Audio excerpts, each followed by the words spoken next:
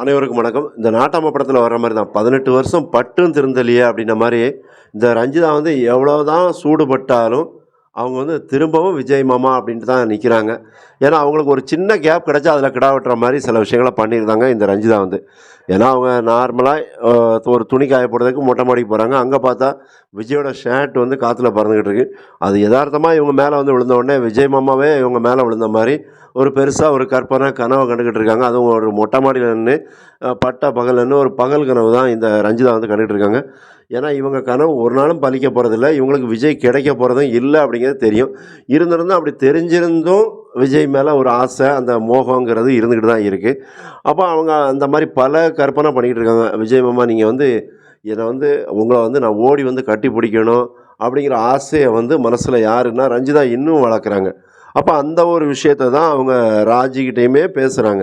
எனக்கு வந்து விஜய் மாமா கிடைக்க மாட்டாங்க அப்படிங்கிறது தெரிய வருது அப்படிங்கிற மாரிலாம் சில விஷயங்கள சொல்றாங்க.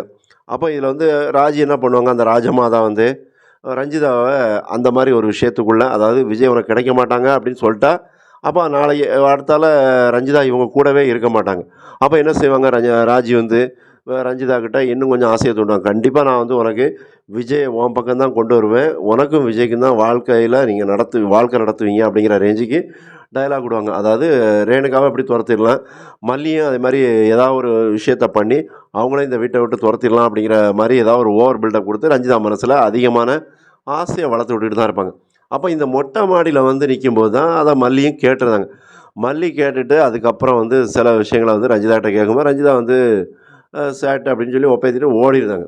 அப்ப அந்த விஷயத்துல வந்து ஒரு மல்லி வந்து ஒரு விஷயம் பண்ணுவாங்க. என்னன்னா, இந்த ஷர்ட்ல வந்து ரஞ்சிதா வாடை அடிக்குது. அப்போ இந்த ஷர்ட்ட தூக்கி தூர எறிந்தாங்க. அதெல்லாம் பெரிய விஷயம். ஏன்னா, இந்த ரஞ்சிதாவோட வாடப்பட்ட இந்த ஷர்ட்ட வந்து நம்ம விஜய்க்கு குடுக்கணுமா அப்படின்னு சொல்ட்டு, விஜய வந்து மல்லி வந்து ரொம்பவே சிலாகிப்பாங்க. எப்படி அப்படின்னா, நீங்க சிரிக்கிறது, உங்க உதடு அழகு, இந்த மாரியான விஷயத்த பார்த்தா, யாருக்கு தான் உங்களுக்கு மேல ஆசை வராது அப்படிங்கிற ரேஞ்சுக்கு, இவங்களையே மல்லியே வந்து தன்னோட புருஷன் அதாவது விஜய வந்து கொஞ்சம் அப்படியே ஹைலைட் பண்றாங்க.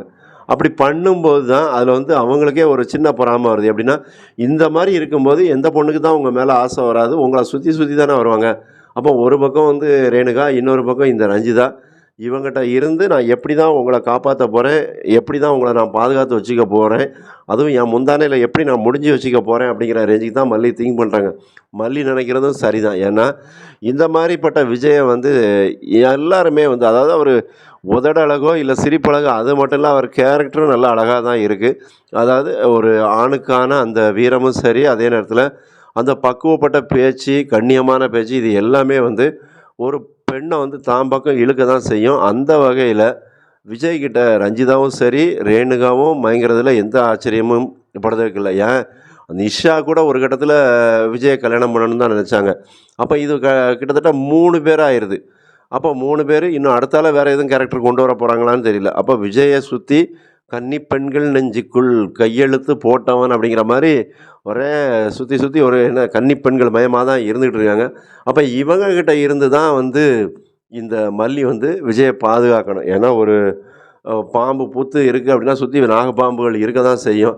அப்ப அதில வந்து நம்மள கொத்திராம பாதுகாக்க வேண்டியது நம்மளோட கடமை அப்படிங்கிற ரேஞ்சுக்கு மல்லி திங்க் பண்ணி, விஜய வந்து இந்த ரேணுகா கிட்ட இருந்தும், இப்போதைக்கு ரஞ்சிதா கிட்ட இருந்தும் பாதுகாக்க வேண்டிய ஒரு சூழ்நிலையில தான் இருந்துகிட்டு இருக்காங்க.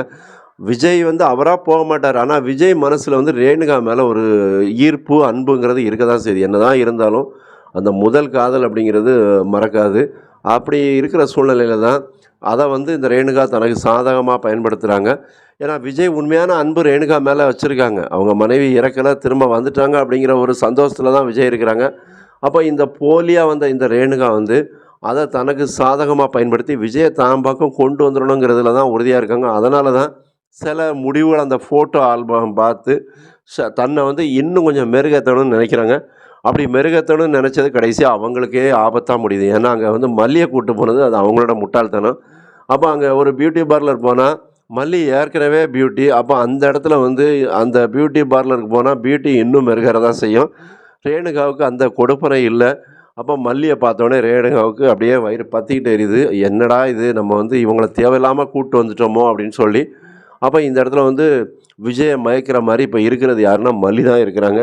ரேணுகா நினச்சது ஒன்று, ஆனால் கடைசியாக அந்த கடவுள் நினச்சது வேற ஒன்று அப்படின்ற மாதிரி இப்போ இதில் வந்து சிக்கி தவிக்க போகிறது ரேணுகா தான்.